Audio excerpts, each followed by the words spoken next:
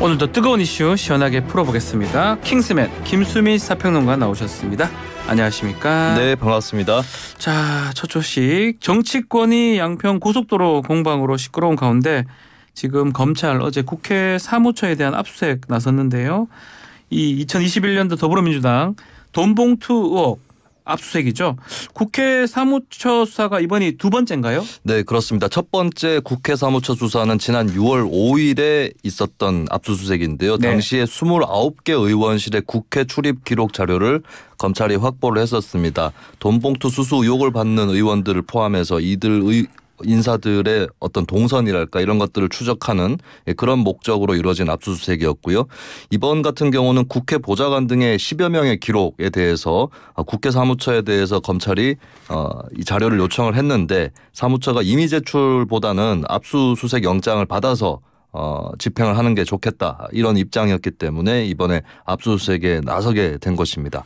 오랜 고민 끝에 논란이 되고 있는 연세대학교 대학원 석사학위를 반납하기로 결심했다라는 입장을 전하면서 이 내용을 연세대 대학원의 내용 증명으로 통지했다라고 밝혔습니다. 앞서 그 조국 전 장관 딸 조민 씨도 고려대 부산대 그 의전원 입학 취소 처분에 대해서 소송을 취하했잖아요. 네. 뭐 추가로 입장을 밝혔는데 검찰 기소 여부하고는 뭐 관련이 없다 선을 그었었어요.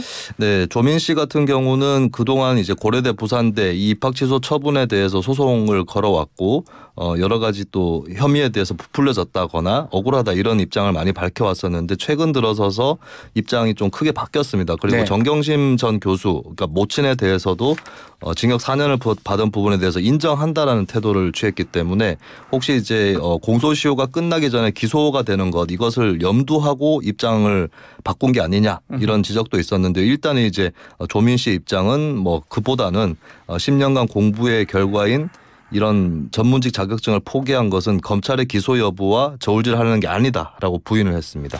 한편 조 전 장관 아들 석사학위 반납에 대해서도 연세대 입장이 있을까요? 네, 연세대학교 같은 경우는 학위 자진 반납에 대한 관련한 규정이 없어서 아직까지 수용 여부를 결정을 하지는 못하고 있는데요. 원래 밝혔던 입장에 따르면 재판 결과가 나오면 거기에 맞게 입학 취소 여부를 다시 판단을 하겠다라는 것이기 때문에 일단 조 전 장관 아들의 자진 반납 의사보다는 재판 결과를 기다릴 그럴 가능성이 높습니다.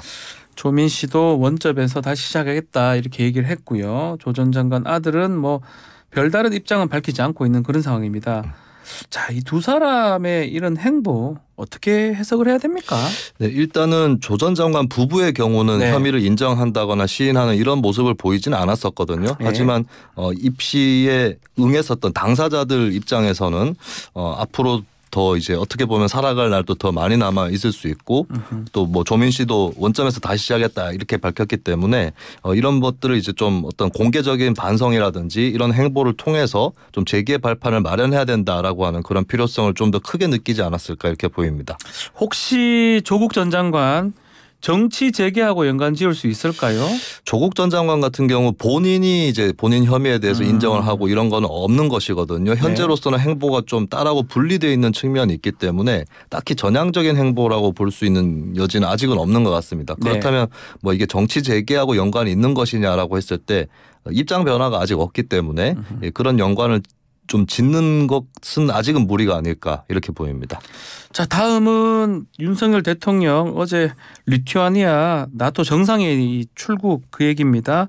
자, 한일 정상회담도 있고 AP4 회의 여러 일정이 있었는데 지금 나토 회담을 앞두고 우크라이나 포탄 지원 이슈가 커지고 있습니다. 영국 BBC 방송도 우리가 처한 상황을 좀 설명을 했어요. 네, BBC에서 이번 기사를 통해서 한국 상황을 설명을 했는데요. 네. 우크라이나와 서방 동맹국들이 한국 정부에 무기 지원을 계속해서 요청을 하고 있다. 그리고 한국 국내에서도 민주주의를 위해서 나서야 한다는 찬성론이 있고 또 러시아의 경제 보복을 우려하는 반대 목소리가 엇갈리고 있다. 이렇게 한국의 상황을 조명했습니다. 자, 우크라이나 살상 무기 지원 관련해서 몇 차례 논란이 있었어요. 우리 정부는 살상 무기 지원은 없다라는 입장도 있고 또 무기를 지원해서 비축량이 줄어든 국가에 무기를 판매하는 방법 등을 통해서 이 살상 무기 지원의 선을 좀 그어왔는데 또다시 압박이 들어오는 분위기입니다.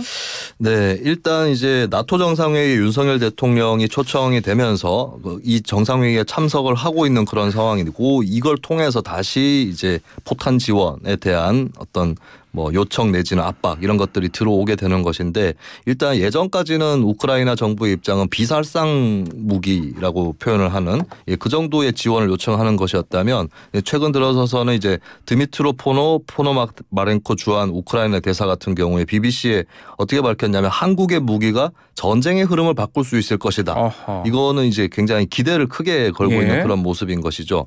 그리고 이제 젤렌스키 우크라이나 대통령도 한국 언론을 통해서 우크라이나는 70년 전 한국과 비슷하다. 이런 한국 전쟁 얘기를 하는 거예요. 그렇습니다. 예. 한국 전쟁 때 한국이 또 여러 나라들에게 도움을 많이 받았듯이 우크라이나도 또 그 한국 전쟁을 딛고 일어난 한국의 도움이 필요하다. 이런 메시지로 볼 수 있기 때문에 우크라이나 쪽의 요청도 점점 강해지고 있는 그런 모습입니다. 자, 말 그대로 우리 입장에서는 나토회를 앞두고 국익 또 자유 수호 이 선택의 기로에 섰다고 봐야 될 것 같은데 나토 회원국들이 지금 이 지원 요청에 응답을 한다면 우리도 좀 상응한 조치를 내놔야 하는 겁니까? 좀 난처할 것 같기도 하고요. 네, 한국은 이중적인 입장에 처해져 있는 게 현실이긴 한데 네. 첫 번째는 뭐 자유민주주의 국가이고 또 우크라이나 전쟁에서 우크라이나 정부를 지원하는 그런 입장에서 또 예전에 국제사회로부터 한국 전쟁을 포함해서 여러 도움을 받았던 입장에서 거기에 걸맞는 책무를 다해야 되는 거 아니냐. 그 일환으로서 무기 지원도 해야 되는 거 아니냐. 이런 목소리가 나오는 것이고요. 근데 다른 한편으로는 한국이 이제 연간 35조 원 정도 러시아와 교역을 하고 있고 러시아의 경제 보복이랄까요. 이런 것들도 우려가 되고 한편으로는 러시아에서도 그럼 우리도 북한의 어떤 무기 지원이나 이런 걸 하겠다라고 하는 이런 보복 조치들을 또 예고를 한 바가 있기 때문에 예. 이런 뭐 경제적인 부분 그리고 대북 관계 이런 것들까지 종합해서는 굉장히 좀 신중해야 된다라고 하는 그런 주장이 좀 맞부딪혀 왔습니다. 이 네. 사이에서 결국에 줄타기를 해야 되는 그런 상황인 것은 또 확실합니다. 자, BBC 또 이 얘기를 했습니다. 살상무기 지원이 정치권에도 영향을 줄 수 있다. 내년 총선을 언급을 했네요. 네, 그렇습니다. 아무래도 이게 국내 정치적으로도 쟁점이 될 수 있는 것은 최근 들어서 이제 윤석열 정부의 외교 노선이 미국, 일본 이쪽과의 밀착을 또 강조를 하고 있고 그만큼 또 중국, 러시아 이쪽하고는 소원해지거나 갈등이 일어나는 그런 상황인데 이게 아무래도 특히 경제 문제하고 맞물리다 보니까 윤 정부 외교에 대해서 야당에서도 그동안 많이 비판을 해왔고 국민들 사이에서는 의견이 뭐 어느 쪽이 더 우세하다 이걸 떠나서 많이 분분한 상황입니다. 그렇기 때문에 총선에서도 쟁점이 되는 거 아니냐 이런 전망도 자연스럽게 나오는 것 같습니다. 자, 윤석열 대통령 이번 나토 정상회의에서 과제가 많습니다. 기시다 총리 또 정상회담에서 후쿠시마 그 오염수 방류에 관한 입장도 밝혀야 되고요. 또 우크라이나 무기 지원 입장도 그렇고 어떤 메시지가 나와야 국익에 도움이 될까요? 네, 일단 확실한 부분과 애매하게 남겨놓은 부분이 좀 분별될 수 있을 것 같은데 어차피 한국은 이런 입장을 취할 수밖에 없다라고 공인되어서 알려진 사실들이 있습니다. 네. 그런 것들을 이제 분명하게 계속 행보를 취해줄 필요가 있다. 예를 들면 뭐 우크라이나 정부에 대한 지지라든지 또 뭐 후쿠시마 오염수 방류 같은 경우는 한국 국민들의 우려 반대 이런 것들을 좀 전달해야 되는 그런 상황들이 분명히 있을 것이고 근데 그런 기조를 확실히 하면서도 뭐 추가적으로 또 다른 어떤 나라를 자극한다든지 이런 것들에 대해서는 메시지를 또 관리할 필요가 있다 이렇게 보여집니다.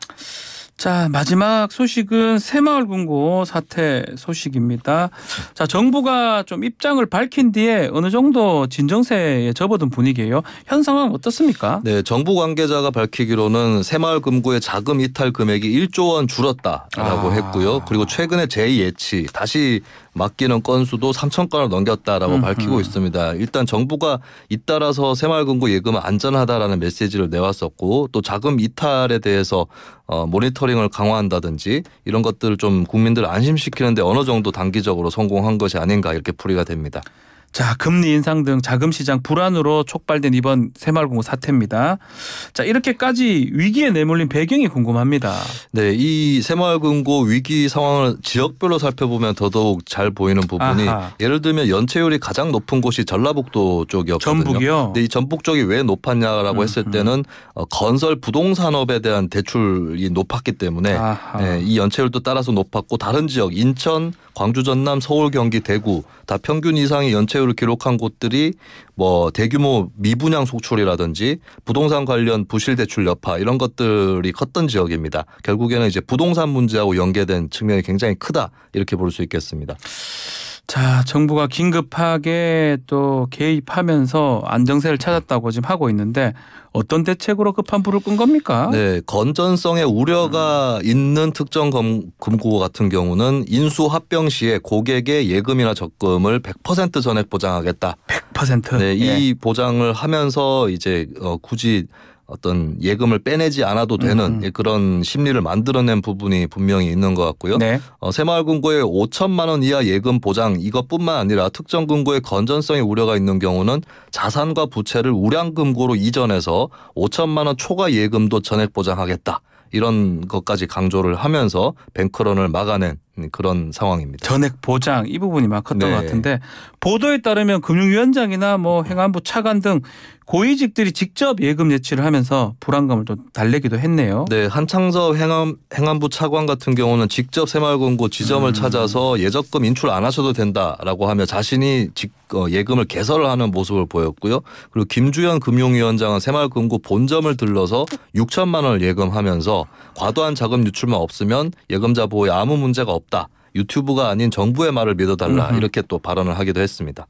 자, 정부가 제안한 예금 전액 보상 이 부분이 뱅크런 사태를 막은 것으로 뭐 봐야 될 것 같은데 장기적으로 봤을 때는 이러한 새마을금고 사태 또 나타날 수가 있잖아요. 네. 근본적 대책이 좀 필요해 보이는데요. 네, 전문가들은 이번에 정부가 직접 보증에 나선 게 주요했다라고 하는 데는 한 목소리를 냈는데요. 네. 근데 이제 중장기적인 대책이 추가적으로 필요하다라고 하는 그런 지적들을 또 많이 하고 있습니다. 일단은 이제 부동산 경기 영향을 크게 받기 때문에 PF 부실이라든지 이런 부분들이 금융권으로 번지지 않도록 하는 전방위적인 모니터링이 필요하다라고 하는 거, 그리고 자산의 건전성을 확보하고 지배 구조를 개선해야 된다는 지적도 있고요. 그리고 행안부가 지금 이 관련 업무를 맡고 있는데 전문성하고 인력이 많이 부족하다. 그렇기 때문에 뭐 금융위원회라든지 이쪽으로 담당 부처를 옮겨야 된다라고 하는 그런 취지의 법안들도 국회에서 논의가 되고 있습니다. 네, 자 오늘 킹스맨 여기서 마무리를 하겠습니다. 김수민 평론가 감사합니다. 예, 고맙습니다. 1부 마치겠습니다.